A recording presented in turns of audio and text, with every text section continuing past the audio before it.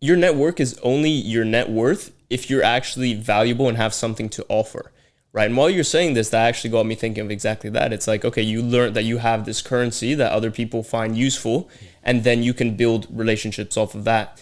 The same way that you can know a bunch of super valuable people, but if you're kind of useless and you're just kind of there, you're not really going to be able to leverage it for your own gain, for your own net worth, right? So 100%, bro. And that's what I was gonna say. I think like another thing that I really learned was two concepts, which is like value creation and value capture. And there's some people who are really great at creating value and terrible at capturing it, right?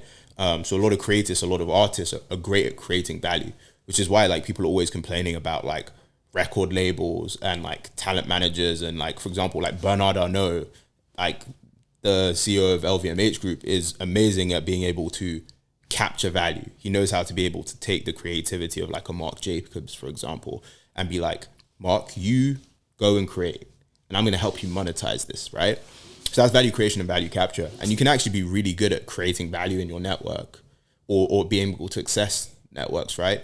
But if you're not someone that like knows how to capture it, or isn't comfortable with capturing it, also is another thing, because you have to be really delicate with that, in the sense that you don't always want to be the guy who is, you know, saying, hey, cut me in on this, hey, cut me in on this. Because there's tons of that. There's people that like I made, you know, intros for, and, you know, they ended up getting funds raised, or, you know, they ended up becoming business partners and creating a valuable company. Some of those people, you know, were dope. They cut me in a percentage of the company for making the intro.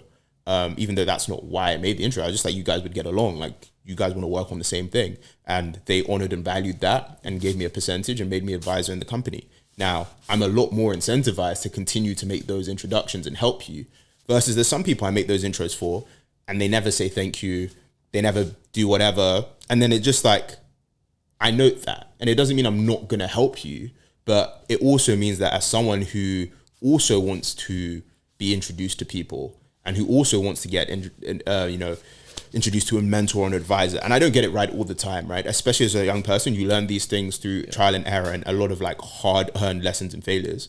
But I always try and say, you know, thank you in a way that I can. And even if I can't cut you in a piece of equity because I don't have enough money to give you something, then for example, like a lawyer, you know, did a ton of legal work for me for free. Like, I took her to one of my favorite restaurants where I have a great relationship with the owner. She had never been. She had a great time. I paid for her dinner, a bottle of wine, and like, it was 100 or 200 pounds out of my pocket, but it's like an investment in the relationship. And now, you know, when I have another deal that I'm trying to close, she can be on the phone with me at 1 a.m. that again for free, because I've invested in that relationship.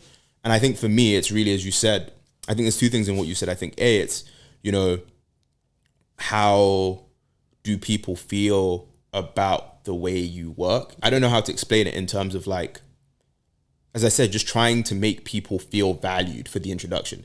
Even if it's like just pinging people, hey, I really appreciate you saying XYZ, introducing me to XYZ, we're working on X now.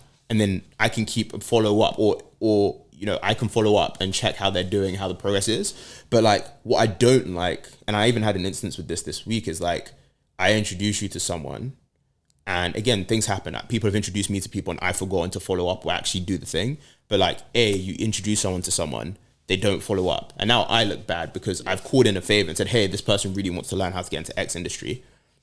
And then like 3 months later, I'm like, hey bro, like what came with that? And you didn't do anything. Like, I kind of look silly because there's a concept of like the relationship piggy bank, right? Like, people are making deposits and people are extracting.